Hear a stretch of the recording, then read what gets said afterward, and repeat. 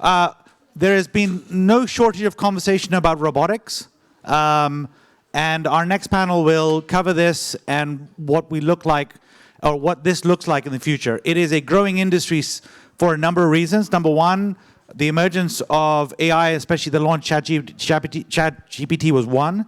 But the second is that the opportunity to be able to build products in this area is pretty phenomenal. And so with that, I would like to bring on board Rafic, who I now remember is Rafic, Mohamed Amer, and Touraj Parang. Come on, no, thank you.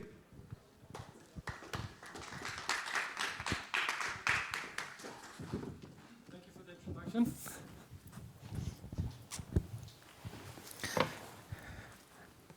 So we talked a little bit about robots in a previous session.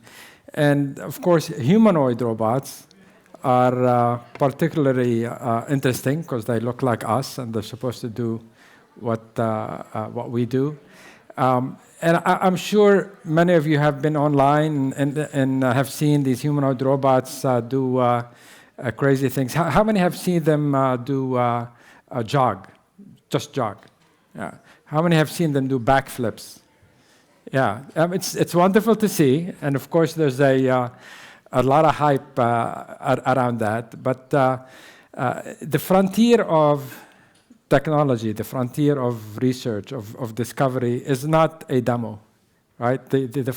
For humanoid robots, the frontier is really doing boring jobs efficiently, safely, reliably, at scale. And what this panel is about today is differentiating between what's hype and what's real. And we have two very distinguished speakers with us, Tushar and Mohamed. Touraj has just published a book called The Exit, and it's about the end game for winning the end game for startups. And if you scan the QR code there and fill out your information, we'll send you his book free, or you're going to charge? It's up to Riot. Super, super. So with that, may I ask each of the panelists to introduce themselves? Start with you, Mohamed. All right, can you hear me? Mohamed Amer, co-founder and CEO of Claryo. I'm a technical co-founder. I come from a background of machine learning, computer vision, AI.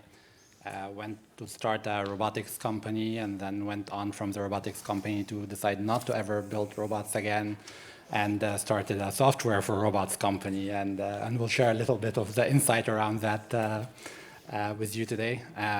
Claryo is a company for kind of enabling warehouse operators achieve more efficiencies and scale their automation within the warehouse. And our key kind of ingredient is that we apply technologies similar to that used in autonomous vehicles. So perception to control, but of the warehouse. So we take perception data from surveillance cameras. We take transactions from handheld scanners that are scanning barcodes all day long, and then help the warehouse operator understand what's going on in their warehouse.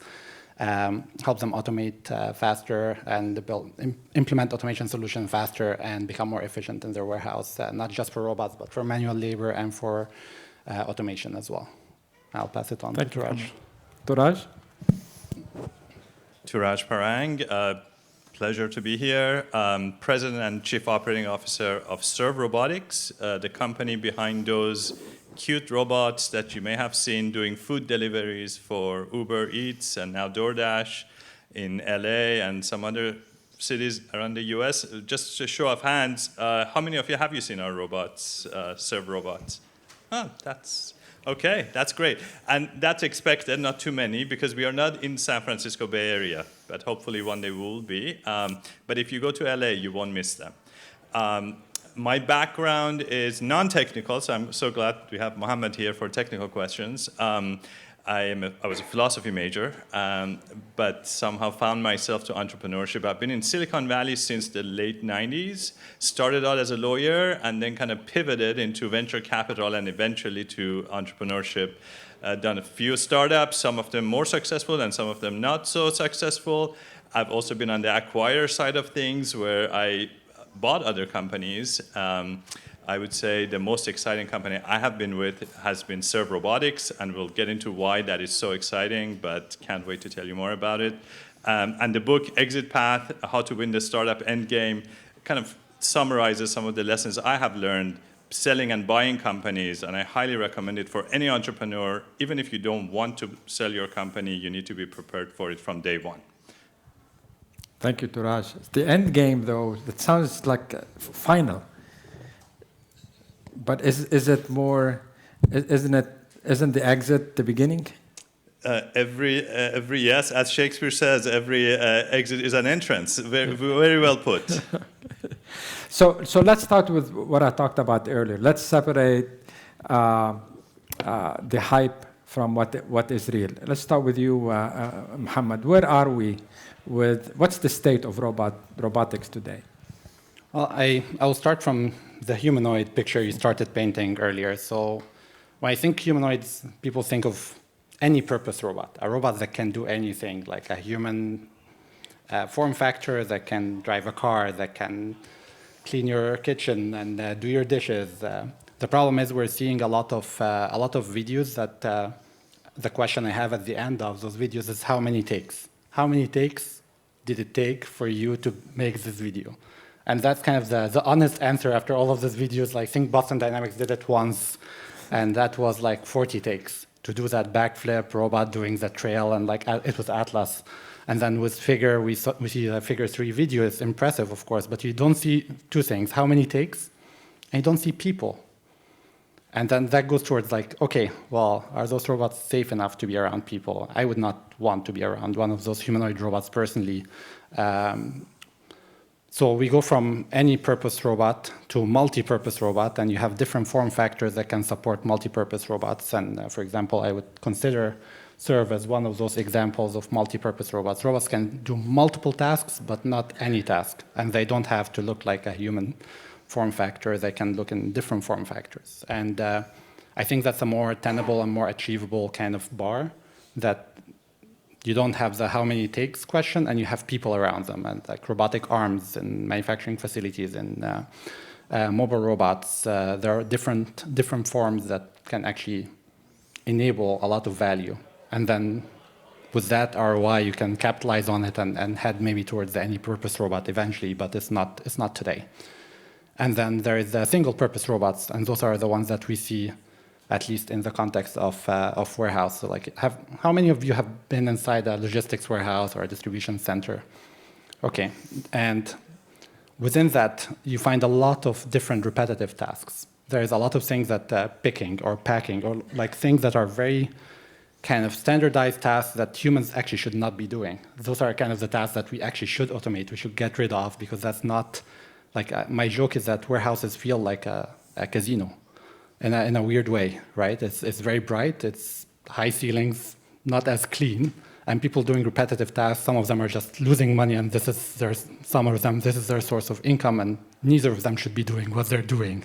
So I think there's a lot of opportunity even in the single-purpose and multi-purpose robots.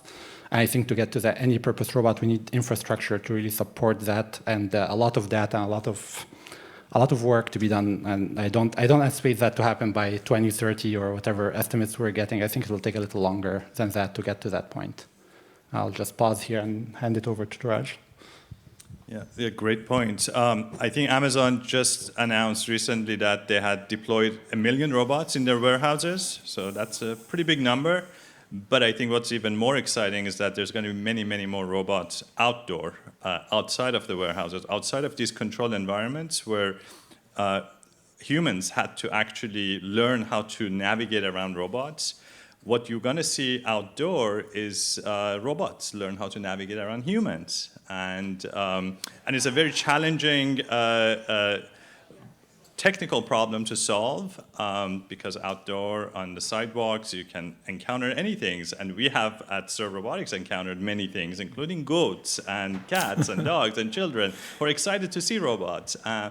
And so it's a very fascinating, challenging problem set to solve.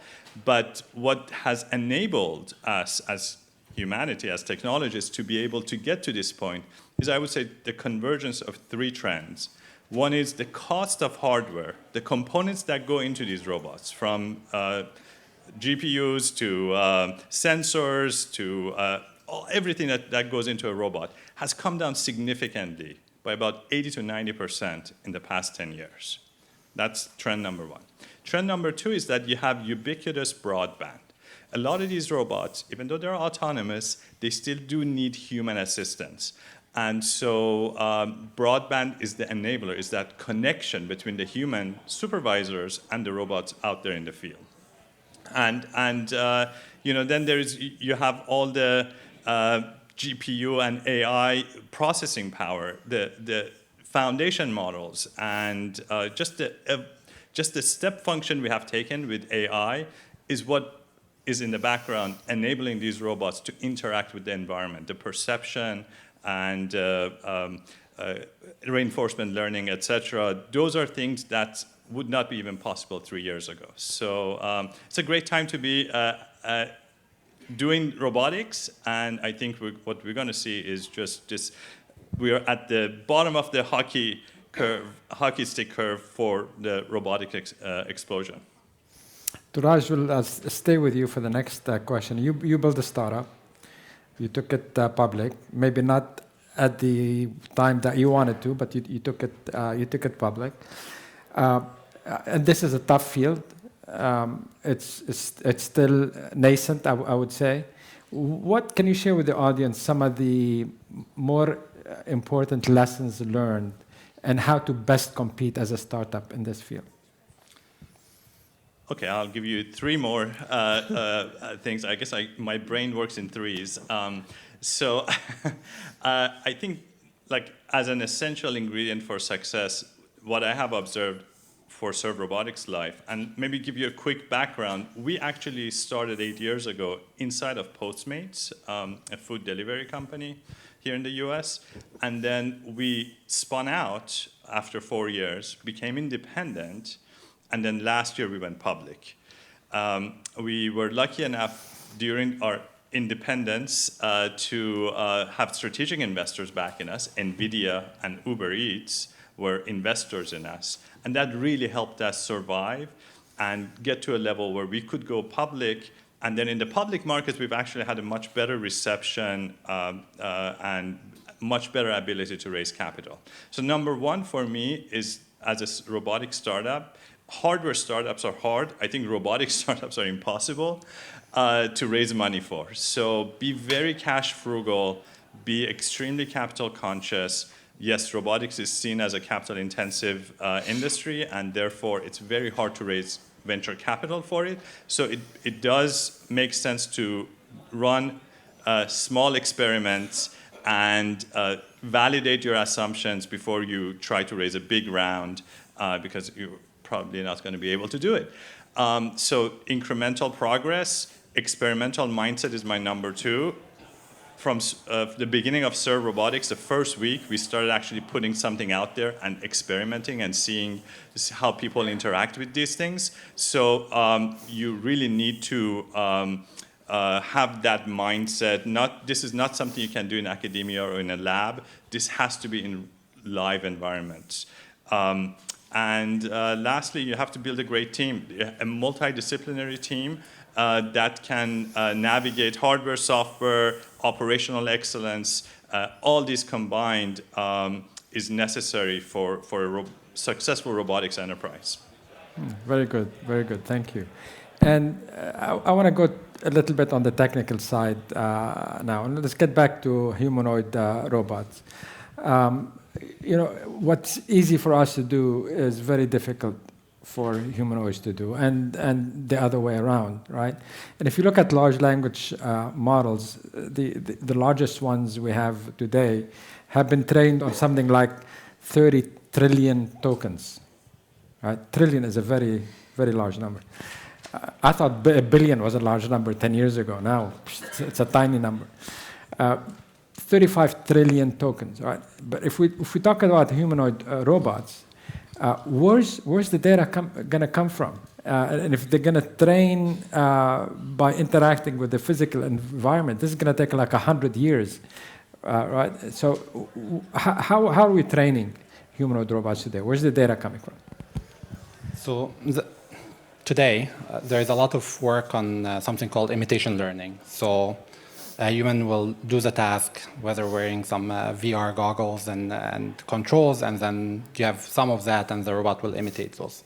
The problem is that you have a long tail of distribution of things that the robot has not tried and seen. And second part is like force sensitivity. Like we have a lot more sensors than what a humanoid robot has. So like if you think in dexterity, like using your hand and just touching something and feeling the force of the cap of this bottle and opening it, that is a lot more sensors than currently exist in humanoid robots. So I think something Touraj said earlier is like we're seeing a lot of commoditization of hardware. Hardware is becoming a bit more affordable and more reliable, but we're confusing that with intelligence because of the hype videos that we see. So if you think of humanoid robot data, you have a lot of interaction data, and this is one form of it. There is a lot of training and simulation, and that has its own caveats. It will work until it doesn't, right? You have an upper bound. Whatever works at simulation at 100% will probably work in reality at the 50%, right? There is lack of data, and then lack of interaction data. So one thing, for example, at Claryo, we are actually creating virtual facilities to kind of enable that first 50% to 70% of the data problem in robotics. And the difference that we're doing is it's actually data from the warehouse. So we go in, we scan a warehouse, we create a 3D photorealistic, spatially accurate representation of this warehouse. We plug into surveillance cameras and cameras around the warehouse and capture real data to update that. I would call digital twin, but it's not in the traditional sense. It's fully data-driven. And then we're capturing a lot of data in a standardized format. And we're seeing how people are doing the actions on the ground and variability and blockages that are all forms and fashions in different warehouses as well. So this is one form of data that enables simulation, which I think is the first part of the battle. The second part of the battle is literally deploying in the real world and getting actually real feedback, as Touraj was saying here, is like you want to put that robot in reality as soon as possible and get that real feedback, real cycle going. And right now, imitation learning seems to be a nice crutch to kind of get things going for a set of tasks. And you realize that those are the single-purpose robot-style tasks that are possible to do this way because the environment is structured enough and the robot is doing a repetitive task. But once the task becomes more variable or dexterous or requires force sensing or requires hand-eye coordination and all of those things that we do and take for granted as humans, we need a lot more data. And it's not something that's happening overnight. And I'm not sure actually the methods that are currently being used are going to scale enough for us to be able to actually have that level of autonomy, that AGI, that humanoids that can do everything and reason like a human. It will take some time. If you can put your glasses on that see into the future. I know Meta has a very nice glasses, but soon coming up, you're going to see into the future. What do you see coming in the next 2 to 5 years, short to medium term? This question for Touraj. You want to start? Okay, I'll take out my crystal ball and glasses. So I would say robots are getting liberated in the sense that they're going from indoors to outdoors. I think all of you will bump into a robot on the sidewalk, on the street. I mean, Waymo is a robot. Coincidentally, about data, I was at CES, this past CES in Vegas, and I saw the tagline for Waymo is that it's world's most experienced driver. So these things, as they operate, they gather data. So scale becomes actually a competitive mode. Whoever can scale fastest has more data, can train their engines better, and therefore it becomes a self-reinforcing virtuous cycle. Speaking of scale, we're actually putting out 2,000 robots at Serve Robotics this year, so on the sidewalks. And so, yeah, my prediction is you're going to be seeing a lot of robots outdoors. And actually, just to go one step further, I think autonomous vehicles are a challenging and a very difficult problem that we're seeing great applications like Waymo. I think sidewalk robots are actually harder from my perspective because the sidewalk doesn't have the same structure to a street, to a road. You don't have lanes. Like I have a dog, and sometimes navigating the sidewalk with a dog is a challenge already, so let alone a robot, and people are not very kind to robots in general, so kudos to you for going in that direction and dealing with those challenges. I agree with you. I think we'll see more robots. I think it's, whether it's indoors or whether it's outdoors, I think there's an appetite and kind of, at least in the context we're in at Claryo, we have seen a lot of interest in robots. It just becomes a problem with like, what is the ROI I'm extracting from this robot and how it's helping me in my business case in my day-to-day. And I think they're seeing a lot of also hype on the flip side, and just, you don't know, like our customers are kind of like, I don't know what's real and what's not, and like what's real for me has been the single-purpose robots. There's some flexible automation mobile robots that can slot in and arrive and do things and seems to be valuable too.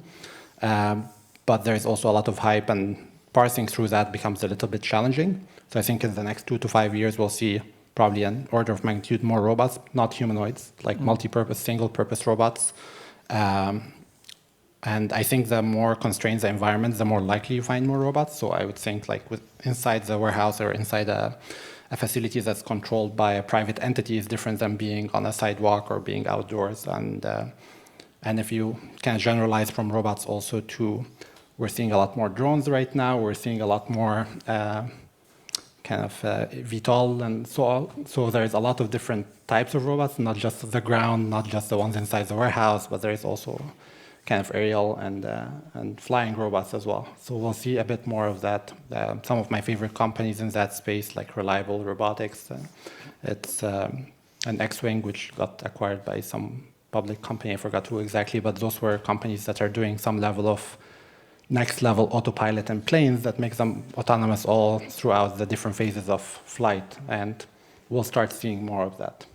Oh, fantastic. Well, it's certainly a great time to be alive with all these technologies that we have and are coming. But a lot of people are scared, especially from humanoids.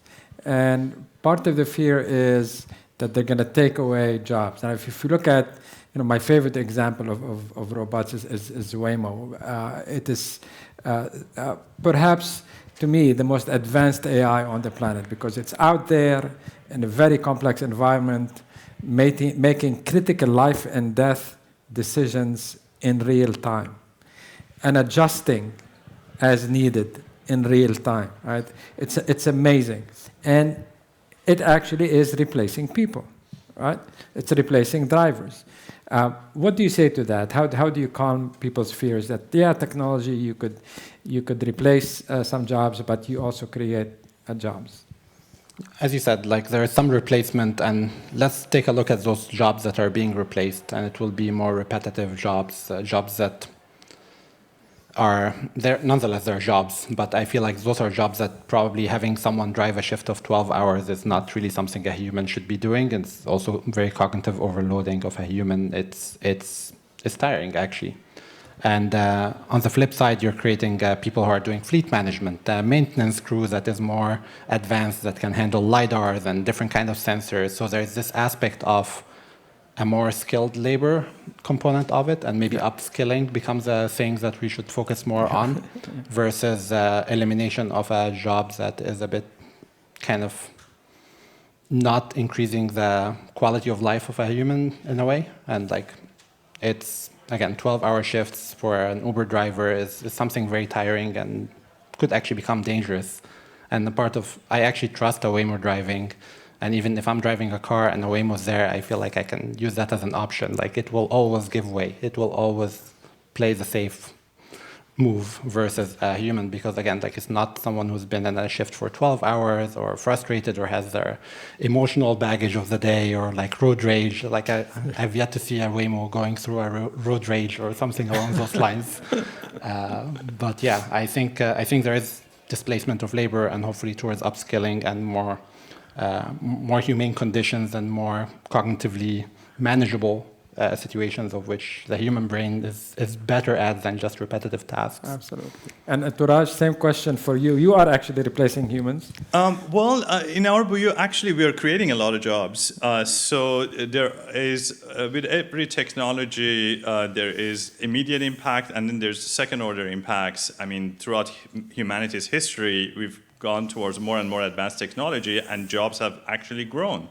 And the reason behind that is that when you gain an efficiency, you have a new category of jobs. For instance, in our case, we have people that work in depots, there are field agents, there are remote agents, there's all sorts of people who are building the robots, maintaining the robots. And then, as a result of this technology that we're bringing down the cost of delivery.